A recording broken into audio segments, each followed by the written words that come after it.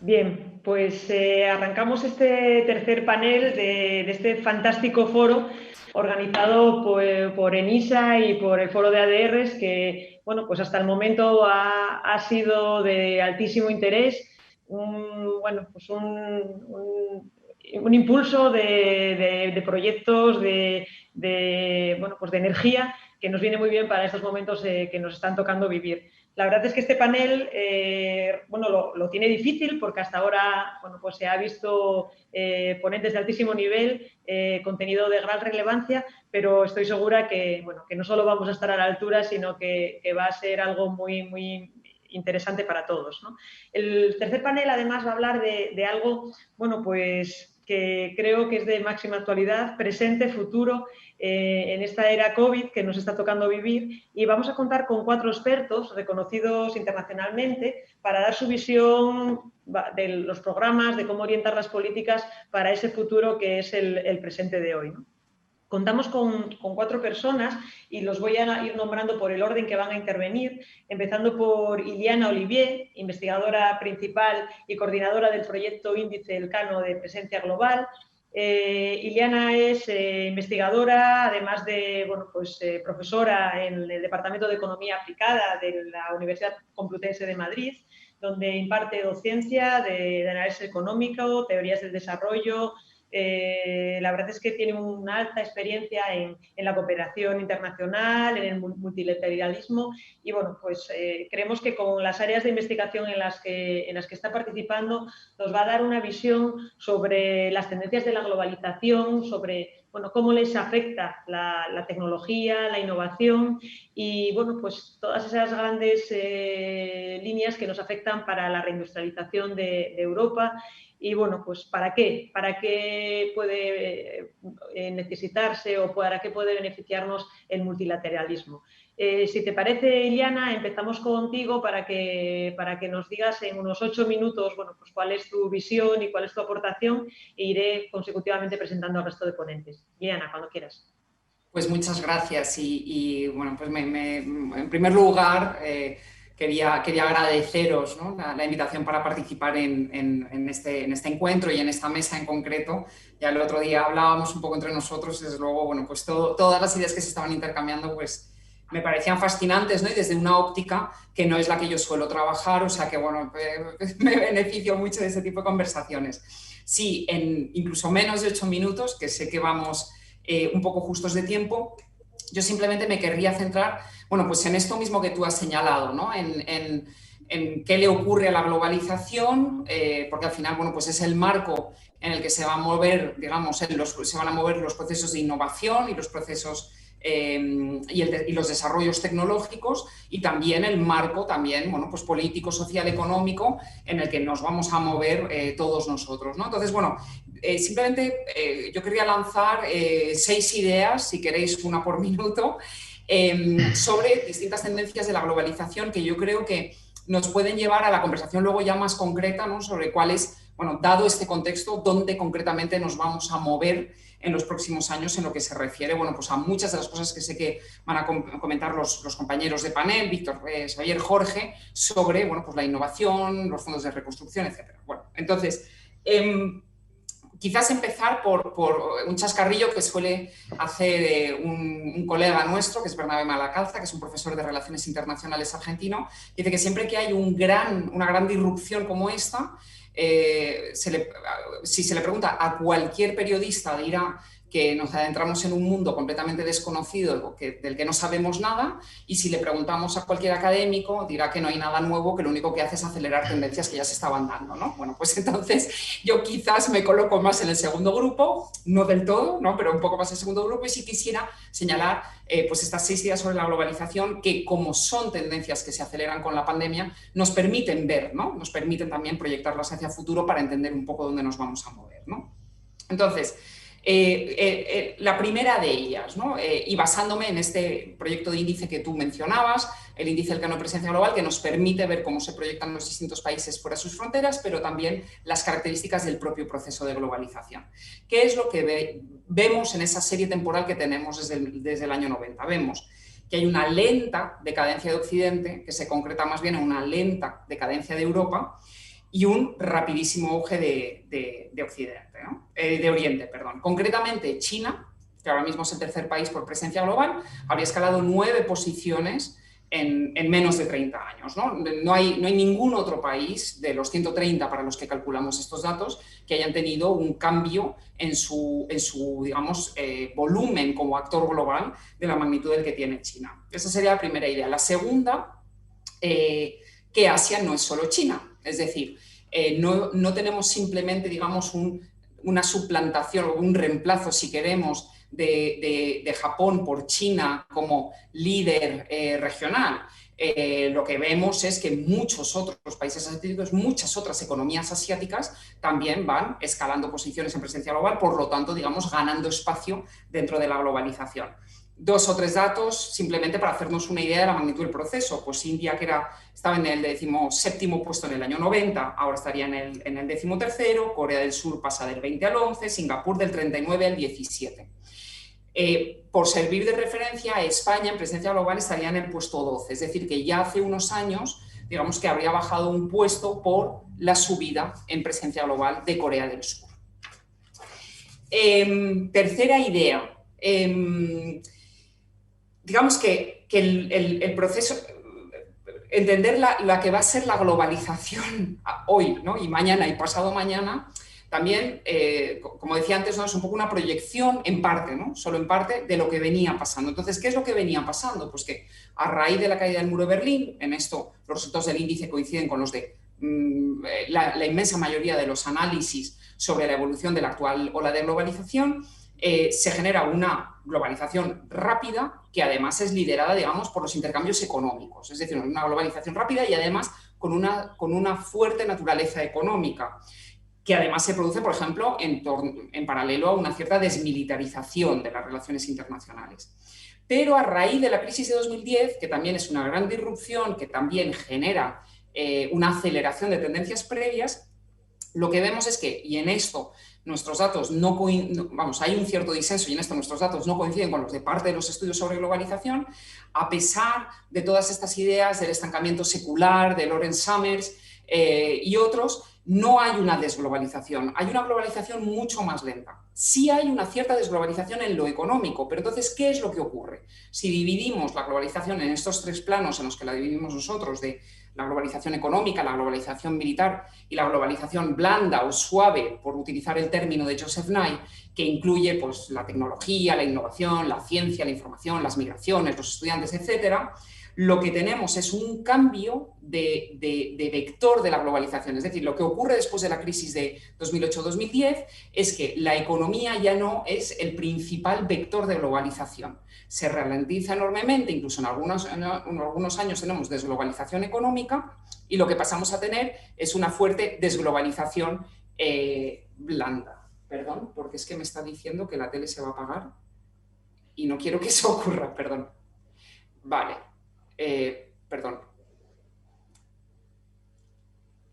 Vale, bueno, yo creo que con esto va. Vale, perdón. Bueno, entonces, en esa desglobalización blanda está lo tecnológico y la ciencia, por lo tanto, lo que nos estamos encontrando es que la tecnología y la ciencia pasan a ser no solamente importantes en sí mismos en los sistemas productivos, sino también una parte esencial de las relaciones internacionales, ¿no?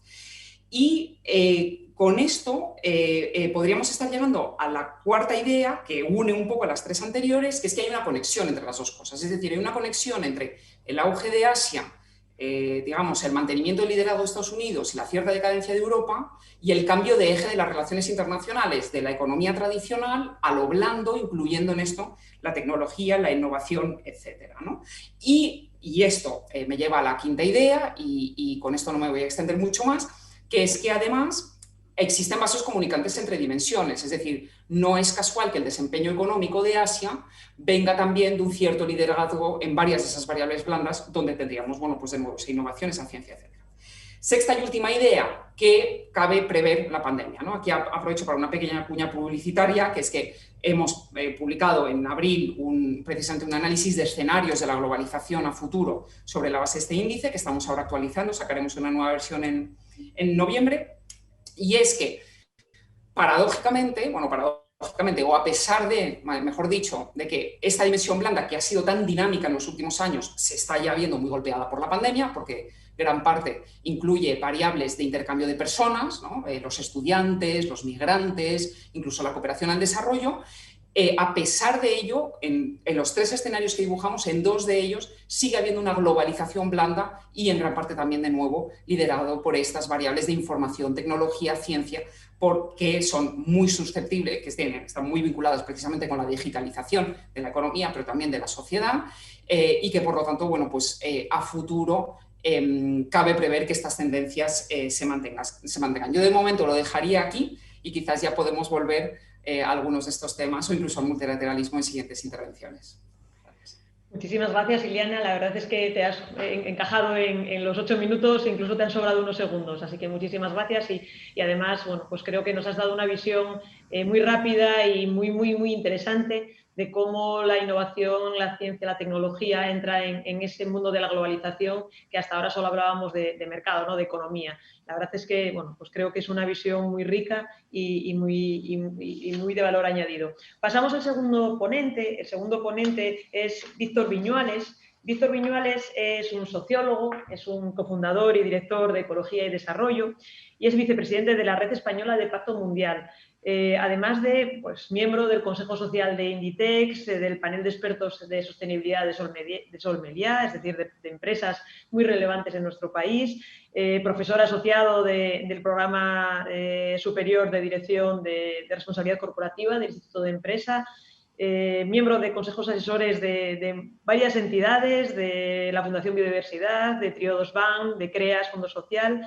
La verdad es que, bueno, es apabullante también su currículum, al igual que el de Iliana, y, bueno, pues yo creo que le damos la palabra para que, bueno, pues él nos hable sobre todo de cómo nos va a afectar también ese plan de recuperación de Europa y de España y, bueno, cómo tenemos que hacer para poder sacarle partido. Víctor, cuando quieras.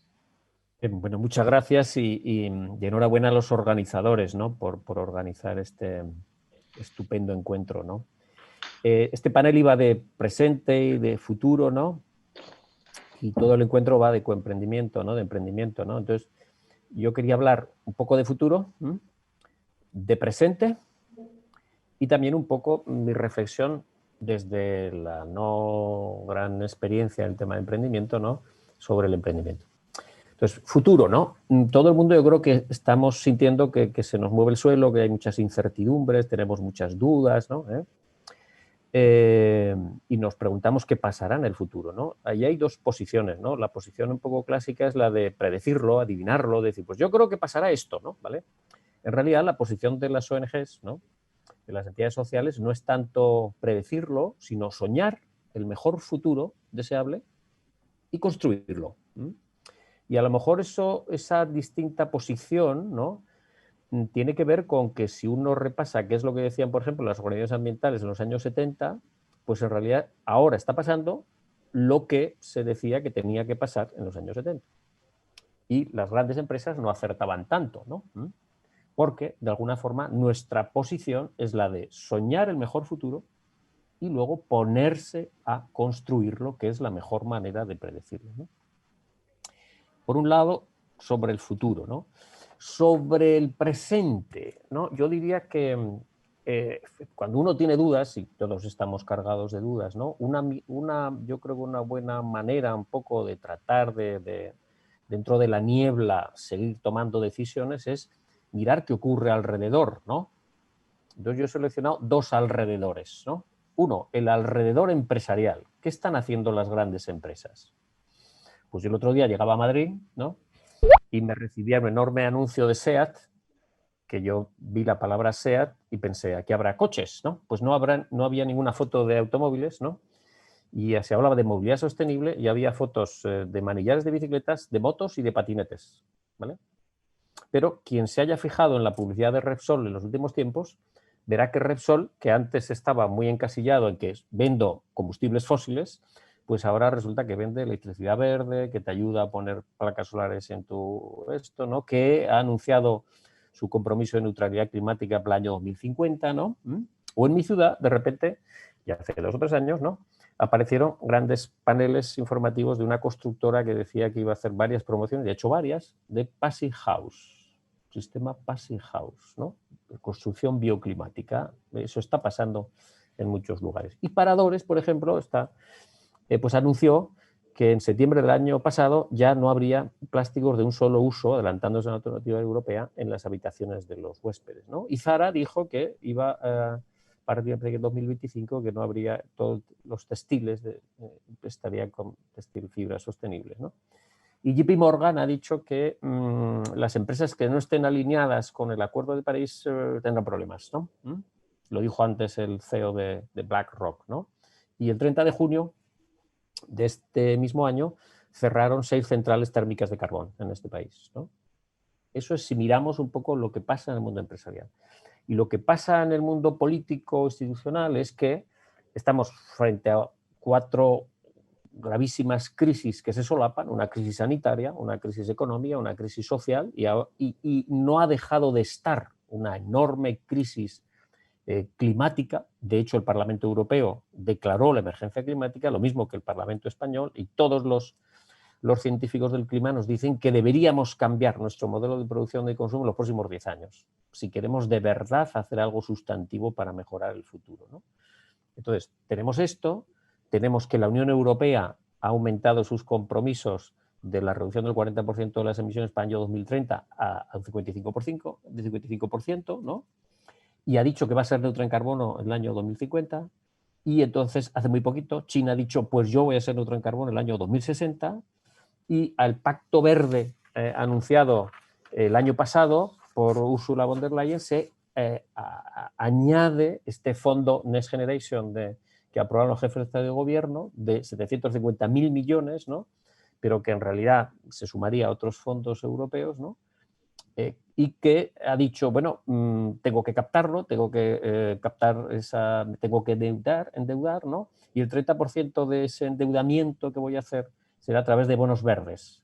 Ergo, si me endeudo como a través de el enfoque de bonos verdes, tengo que hacer acciones que se correspondan con ese enfoque de los bonos verdes, ¿no? Es decir, ese es el paisaje, ¿no? Tanto empresarial como institucional que tenemos, y que aunque tenemos dudas, este paisaje es un paisaje cierto que va a condicionar lo que ocurra en Europa y desde luego en España en los próximos 6 años. Por tanto, los emprendedores que nos estén viendo y emprendedoras tienen que saber que dentro de las dudas este paisaje va a ser así, porque está aprobado, está acordado, hay una ley que ahora se está debatiendo, proyecto en el cambio climático en el Parlamento español, es decir, este paisaje es bastante cierto, ¿no?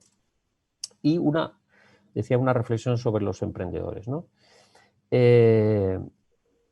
Varias cosas quería decirles. Una, en este cambio masivo y rápido que necesitamos de hacer en la economía mundial, ¿no?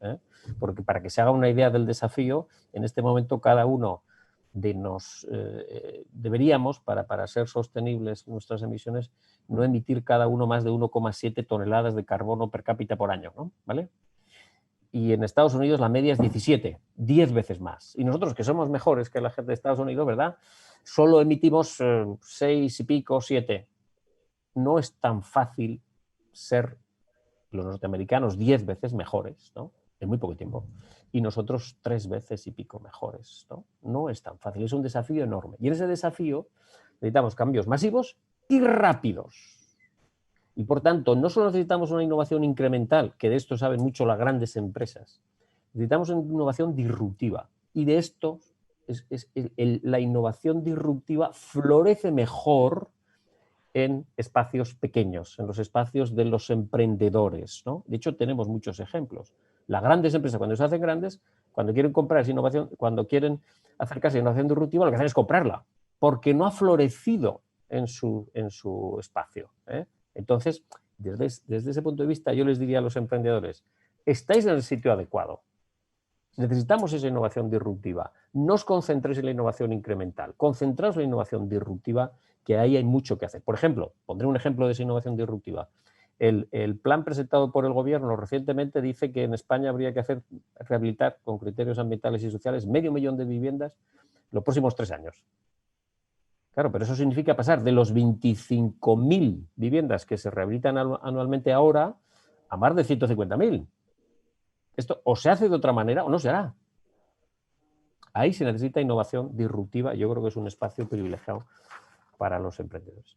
Y la segunda cosa que quería decir a los emprendedores es que necesitamos mestizaje. Yo decía que hay 4 crisis, ¿no?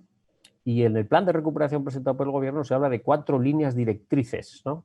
Y 30 políticas palancas, 30 proyectos, políticas palancas. Pero necesitamos proyectos e iniciativas de acupuntura de cambio, por así decirlo, ¿no? Que en lo posible resuelvan varios problemas a la vez. No sean buenos para una cosa y perjudiciales para otra. Y esto es un desafío. Y eso exige mestizaje. Pondré un ejemplo. Hace poco presentamos una iniciativa de una empresa eléctrica, el Ayuntamiento de Zaragoza y nuestra fundación, ¿no? De Barrio Solar, que es un proyecto de autoconsumo colectivo de proximidad. Y cuando valorábamos un poco qué resultados podía tener, decíamos, hombre, esto es bueno para el clima, obviamente, es bueno para reducir la factura de importación de combustibles fósiles de nuestro país, es bueno para la seguridad energética de nuestro país, porque no dependemos de las importaciones lejanas que nos traen, sino de nuestro sol, ¿no? Es bueno para la factura de la gente que invierta ahí, es bueno para el beneficio de las personas vulnerables porque también lo contempla, es bueno para el comercio porque también contempla inversiones del comercio y es bueno para la propia economía del ayuntamiento. Este tipo de proyectos de multibeneficio que exigen mestizaje de abordaje, disciplinar, ¿no? Yo creo que necesitamos y ahí yo creo que los emprendedores pueden resolverlo. Otro mestizaje es el generacional. Hablar de emprendedores y se habla y parece que tiene que ser gente que no tenga canas, que no tenga calva, ¿no? Ese jovencito. Yo digo, pues un error. ¿Por qué? Porque una parte de las soluciones de la innovación tiene que ver con la retroinnovación, con recuperar cosas, enfoques, inspiración que se hacían en el pasado. Mi madre no sabía, que ya murió hace poquito, y era de cultura campesina y no había oído hablar nunca de economía circular. Pero desde luego que practicaba mucho mejor la economía circular que yo. Y a lo mejor había que inspirarse en qué hacía mi madre.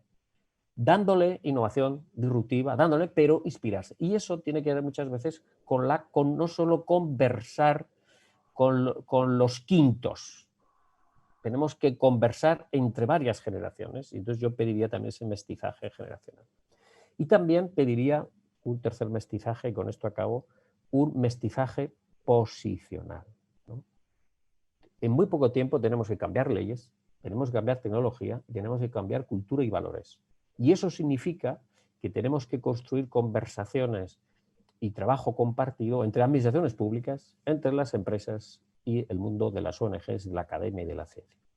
Si no hacemos esto, a lo mejor avanzamos en un terreno y se nos congela el avance porque no avanzan los otros. Por ejemplo, en las grandes ciudades ya hay muchas iniciativas de coche compartido. Está la tecnología, están las empresas, está la normativa. Pero si no cambia la cultura, bueno, porque todos pensamos que es mucho mejor tener un gran coche propio, pues entonces la cosa no avanzará, ¿no? Quiero decir que en ese sentido yo también recomendaría, y con esto acabo, a los emprendedores, mestizaje posicional. Muchas gracias. Pues muchísimas gracias, Víctor. La verdad es que aportaciones muy, muy, muy importantes para los emprendedores y yo creo que para todos nosotros. Pasamos ahora al tercer ponente. El tercer ponente lo tenemos en Bruselas, aunque está aquí muy cerca con nosotros. Es Xavier Goenaga. Es el jefe de unidad de conocimiento para las finanzas, la innovación y el crecimiento del Centro Común de Investigación en la Comisión Europea. Y creo que además, bueno, pues está trabajando en algo que de alguna manera a nosotros nos preocupa y nos ocupa, ¿no?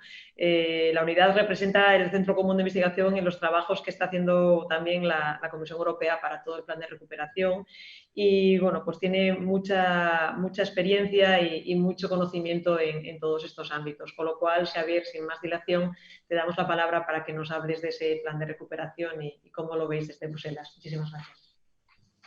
Gracias, Eva. Yo en mi intervención querría también ahondar en algunos de los puntos que Iliana y Víctor, han tocado. Esta mañana he tenido una reunión de 3 horas con delegados chinos y representantes de la OCDE para hablar de las razones del éxito del sistema innovador chino. Yo la resumiría en 4. Primero, inversión masiva de recursos. Segundo, continuidad de los esfuerzos. Tercero, experimentación y corrección. Y cuarto, tener una sociedad abierta a la innovación.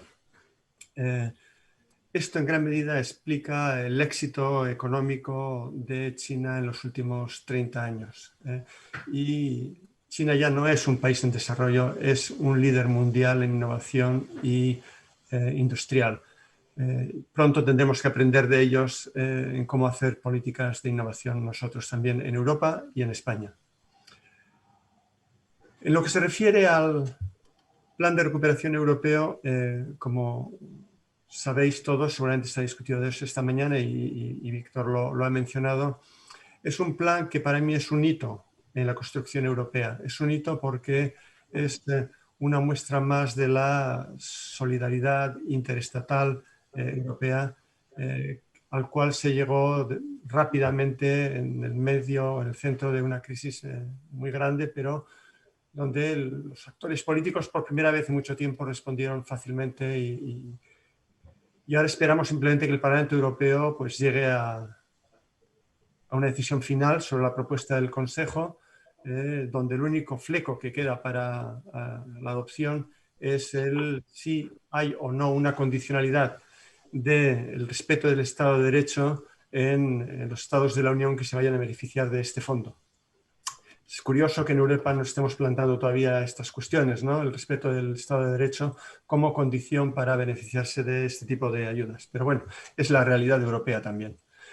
Los planes de recuperación que tienen que presentar los Estados miembros están llegando ya a Bruselas. El español no ha llegado todavía, llegará pronto y los próximos 3 meses se va a discutir con la Comisión los contenidos y el objetivo es que a primeros del 2021 España presente el informe final, que tendrá que ser aprobado por el Consejo a propuesta de la Comisión. Y nosotros creemos que es una oportunidad enorme para España y para otros países europeos para reorientar, cambiar el tejido productivo español. En este caso diría yo que de lo que se trata en España no es de una profundización en la tendencia. Espero que la tendencia cambie como resultado de este plan de recuperación, como mínimo en lo que se refiere al fortalecimiento del sistema innovador español y el aumento de la productividad de las empresas españolas. Como ha dicho Víctor también, este plan va a inyectar recursos masivos en subsidios, deuda, para financiar reformas de los Estados miembros y grandes inversiones. Reformas como el sistema educativo, el mercado laboral, también reformas de la administración, la digitalización de la administración, etcétera, etcétera. No todo tiene que hacerse al mismo tiempo, pero ese tipo de reformas e inversiones se pueden hacer con estos recursos. Siempre en coherencia con los objetivos de la transición digital y transición verde a la que se ha hecho referencia, que son 2 de las líneas directrices de la política industrial europea para los próximos años.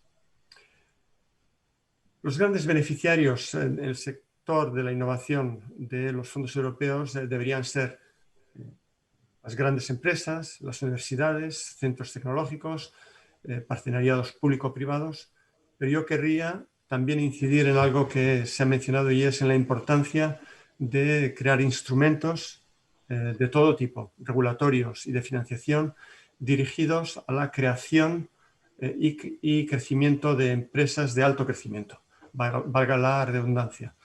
¿Por qué? Porque estas empresas son las que son más innovadoras, son las que crean más empleo a corto y largo plazo y son las empresas que más están sufriendo la crisis. A consecuencia de la crisis, estimamos que del orden de casi 1 millón de empleos no serán creados por la no creación de empresas durante este periodo de crisis. durante un periodo de 10 años. Por lo tanto, creemos que las medidas que el gobierno español pueda proponer vayan también encaminadas a facilitar la creación de empresas y también al crecimiento de empresas. En España hay demasiadas empresas muy pequeñas que no alcanzan la masa crítica para beneficiarse de las economías de escala. Y por lo tanto, creemos que se tienen que crear instrumentos de financiación adecuados, capital riesgo mixto, eliminación de barreras regulatorias para que las empresas que tienen potencial de crecimiento crezcan todo lo que puedan. Porque eso, entre otras cosas, va a redundar en el aumento de la productividad de las empresas y de la economía española. Y finalmente, también advocaría yo para que los instrumentos que se conciban en los próximos meses también vayan encaminados a estimular la inversión en intangibles en las empresas españolas de todo tamaño. España está a la cola de Europa en la inversión en intangibles como formación del personal, capital organizacional, software, bases de datos, I+D, que son fuentes a medio y largo plazo de ganancia de productividad. Por lo tanto, espero que en el caso de España el plan de lanzamiento que está facilitado por la Unión Europea y por la solidaridad de otros países sea aprovechado para cambiar de orientación su modelo productivo a medio y largo plazo. Eso es todo por mi parte. Estaré encantado de participar en el debate hasta las 13:35 porque después ya me tengo que ir a otra reunión. Gracias. Muchísimas gracias, Xavier. La verdad es que tenemos que acabar a las 13:30, con lo cual tampoco vamos a tener mucho más tiempo. Como vamos muy apurados, pues darte las gracias y felicitarte por tu intervención y dar paso al siguiente ponente, a Jorge Barrero. Jorge Barrero es el director general de la Fundación Cotec. Bueno, pues aunque tenga una experiencia en el ámbito de la bioquímica y venga de ese ámbito, pues yo creo que es una persona que tiene una visión muy global por su trabajo previo también en el ámbito político, administrativo y también en el ámbito de Cotec, que tiene una visión de muchos de los ámbitos que aquí hemos tratado.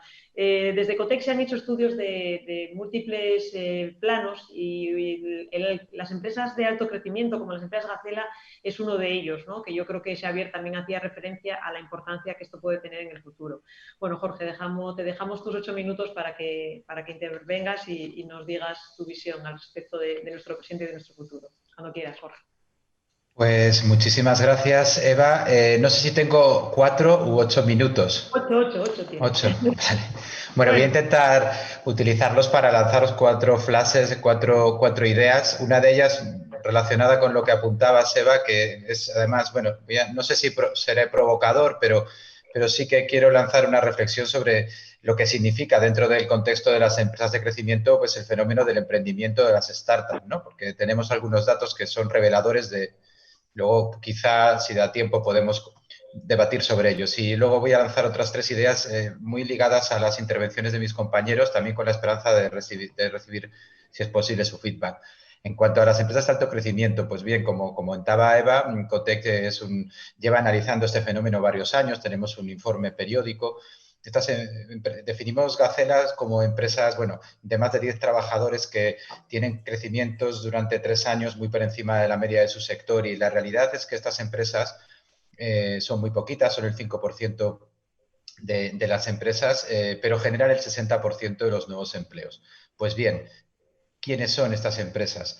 Pues quizá sorprenda que solamente una de cada 200 responde al arquetipo de una startup. Es decir, de cada 200 empresas Gacela, solamente una puede entenderse como una empresa startup en el sentido de empresa de reciente creación en sectores tecnológicos.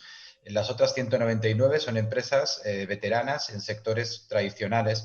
¿Y dónde está el secreto de su éxito? Pues está a veces en la propia aplicación de la innovación en esos sectores, a veces en la apertura de mercados geográficos nuevos y a veces, en muchos casos, también en cambios en el estilo de dirección y, en particular, en relevos generacionales, ¿vale? Esa es una idea que quería, no sé si son muchas o pocas, pero es la realidad. Es decir, solamente una de cada 200 Gacelas es una empresa de reciente creación. Y ahora las otras tres ideas. Bueno, en relación con las tendencias globales, me encantaba escuchar a Iliana. Nosotros en Cotec tenemos una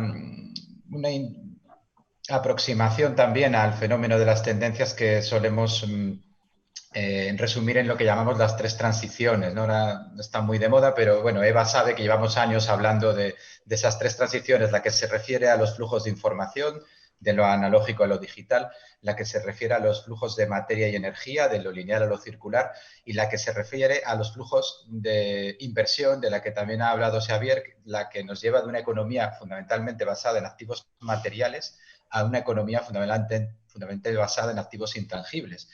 Activos que, por cierto, están muy mal representados en el balance de las empresas, pero también en el PIB de los países, con lo cual estamos yendo hacia un mundo que cada vez conocemos peor a nivel económico y entendemos peor. En esto también Cotec tiene una línea de trabajo bastante intensa. Pero, sobre todo, lo que nos está interesando cada vez más es cómo se entrelazan estas transiciones, ¿no? Y voy a poner un par de ejemplos. Uno de los, digamos, de las amenazas que se ciernen sobre la transición digital es todo lo que tiene que ver con la automatización del empleo. Y es verdad, hay una parte importante de los empleos que están haciendo ya, siendo sustituidos por máquinas, o bien por robots, por algoritmos. Pero lo interesante de la jugada es que una parte no menor de estos empleos es precisamente empleo especializado típico de la economía lineal. Por ejemplo, empleo en las fases de extracción, ensamblado, fabricación. Un mundo más circular abre oportunidades de empleo en nichos menos automatizables, de manera muy sencilla. Fabricar una batidora es algo muy fácil para un robot, pero repararla no es tan fácil. Vamos hacia un mundo donde seguramente harán falta menos batidoras porque sabremos usarlas mejor. Y en ese mundo, pues el empleo, no se perderá tanto empleo por el hecho de que compremos batidoras cada 10 años y no cada 2 años, porque realmente tampoco las estaban fabricando personas, sino máquinas, ¿no? Con lo cual ahí hay una, yo creo, sinergia interesante. También se pueden establecer sinergias entre la transición intangible y la propia transición circular, ¿no? Ya las comentaba Víctor. ¿De qué va la economía circular? ¿Va de tecnología? Pues sí, pero no solo y no principalmente. Hay muchos temas que tienen que ver con la organización de los sistemas, con la propia conducta de las personas, y todo esto tiene que ver con activos intangibles de nuestra sociedad, con la estrategia, con el talento, etcétera, etcétera, ¿no? Entonces, estamos muy pendientes de cómo evolucionan estas transiciones y cómo la pandemia ha afectado a estos movimientos. Y aquí, de nuevo, pues me gustaría escuchar a Iliana qué opinión tiene sobre la reflexión que ha podido llevarse a cabo en los últimos meses, cuando hemos visto cómo se han roto sistemáticamente las cadenas de distribución en productos estratégicos, ¿no? Y si no deberíamos también repensar un poco esa manera de fabricar y a lo mejor, justo porque las fábricas van a ser con menos mano de obra, volver a traer a Europa esa industria que hemos perdido precisamente compitiendo por la mano de obra, ¿no? Entonces, bueno, eso respecto a las tendencias así más macro, respecto a la sostenibilidad y en los compromisos sociales y también empresariales con esa, por ejemplo, Agenda 2030. Yo aquí solamente comparto con vosotros, y me gustaría escuchar también lo que piensa Víctor, bueno, un titular reciente del Mundo Today, ¿no? Que al final es un referente espiritual por desgracia, porque tampoco tenemos otros muchos en la prensa, ¿no? Decía algo así como la semana pasada, la Agenda 2030 se reduce a un único objetivo, llegar vivos a ese año. Y luego ponía un subtítulo, y sigue siendo ambicioso. Es muy importante, estamos en un momento muy delicado de la Agenda 2030, porque cuando las empresas y muchas instituciones luchan por sobrevivir, hay que ser muy sensibles al corto plazo y no perjudicar el objetivo final, que sigue siendo el mismo. O sea, podemos volver a decir que sí, que ahora más que nunca la pobreza, el medio ambiente, lo que tú quieras, pero cuando una pyme está tratando de llegar a final de año, exigirle según qué cosas, si no tiene un relato adecuado, si no se le explica a esa pyme que probablemente su supervivencia está ligada a engancharse a esa corriente, pues estará en peligro la apropiación social de la agenda, ¿no? Y por último, respecto a lo que ha presentado Xavier y en particular, bueno, pues al trabajo y a la inspiración que supone para todos nosotros la comisión. Yo ahora en COTEC estamos muy pendientes, no del qué en cuanto al fondo de recuperación, ni del quién, ni siquiera del cuándo, sino del cómo. O sea, cómo debemos preparar a nuestro país para que estos fondos realmente nos transporten a otra realidad, ¿no? Nos conduzcan a otro lugar. Y hay dos ideas de la propia comisión que además son muy complementarias y que queremos incorporar a la reflexión también aquí en España de este fondo, ¿no? La primera es una mano tendida del conjunto de políticas a la política de innovación. Es lo que se conoce como el principio de innovación. Es una cosa muy sencilla que además en Europa llevan moviendo desde el año 2016 la idea de que no hay ninguna regulación que sea neutral respecto a la innovación, que todas tienen un impacto positivo, negativo y, a ver, la innovación tampoco es un bien absoluto, no tiene que estar por encima de cualquier valor, ¿no? Pero sí es cierto que cuando tú regulas tienes que tener en cuenta cuál es el impacto de tu regulación con la innovación, como lo haces con el género o con el medio ambiente. Y esto es una idea interesante, ¿no? Para incorporar a la técnica legislativa y a la práctica administrativa en España, ¿no? La otra idea, que es muy complementaria, es una mano tendida de la política de innovación al conjunto de políticas y es el enfoque misional, ¿no?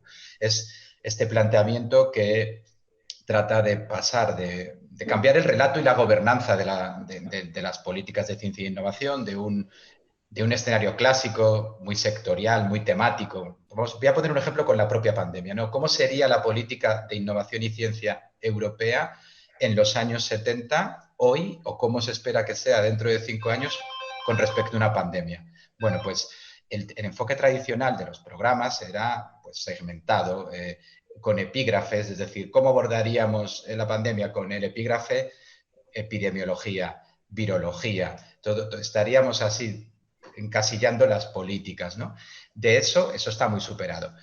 Ya hace al menos 10 años que trabajamos con un enfoque que es el de los grandes retos, ¿no? Es una idea de la presidencia sueca, creo, del año 2009, me parece. Estábamos nosotros por allí, también nos tocó a nosotros un semestre posterior.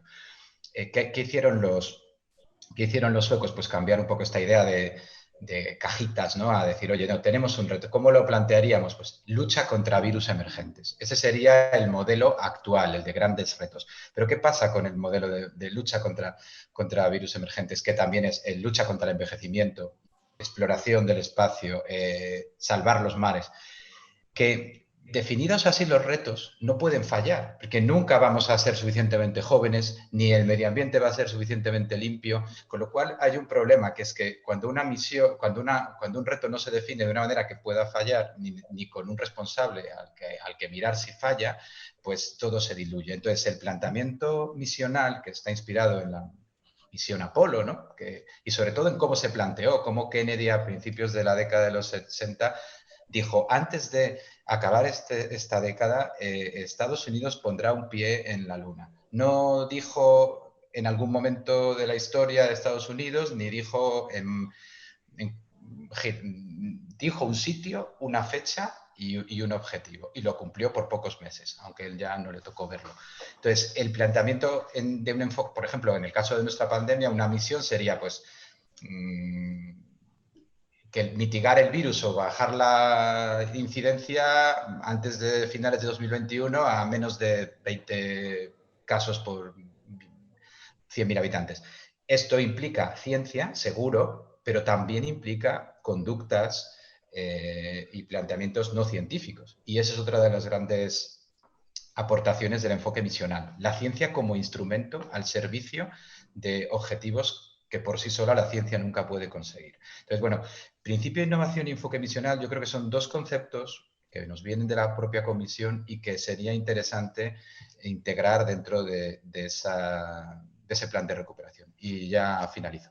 Jorge, pues muchísimas gracias. La verdad es que vamos fatal de tiempo, ya estamos cumplidos el tiempo.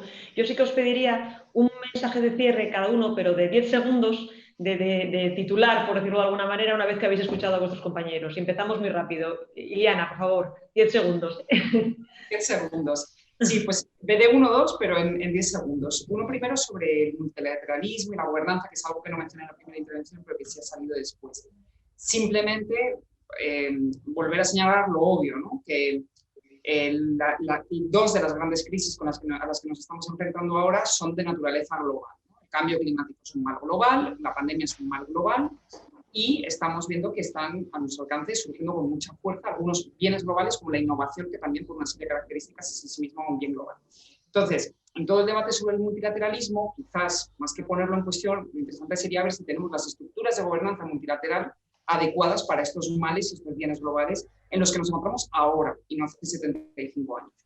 Y también algo sobre transiciones, y volviendo a lo que comentaba Jorge sobre las cadenas de suministro, por lo menos, ¿no?, en la universidad o en las teorías del desarrollo estamos muy acostumbrados a seguir pensando en la industrialización como algo muy complejo, muy caro, muy difícil, muy largo, muy lento, muy sucio, también desde el punto de vista ambiental, pero la realidad es que esta crisis nos ha vuelto a poner de manifiesto cosas que ya estaban ocurriendo, que son tendencias que ya estaban. Hemos visto efectivamente cómo se rompían cadenas de suministro en 5 minutos, pero también hemos visto cómo se reconstruían cadenas de suministro en 10 minutos y hemos visto cómo había empresas, pymes, cambiando de especialización productiva en cuestión de días o de semanas, ¿no? Entonces, bueno, simplemente que quizás el foco hay que ponerlo en aquello que se reconstruyó en 5 minutos, cómo lo hizo, ¿no? Por pensar en buenas y malas prácticas en cuestiones de innovación. Muchísimas gracias. Xavier, te doy tus 10 segundos que sé que te tienes que ir. Nos tenemos que ir todos, pero bueno, Xavier.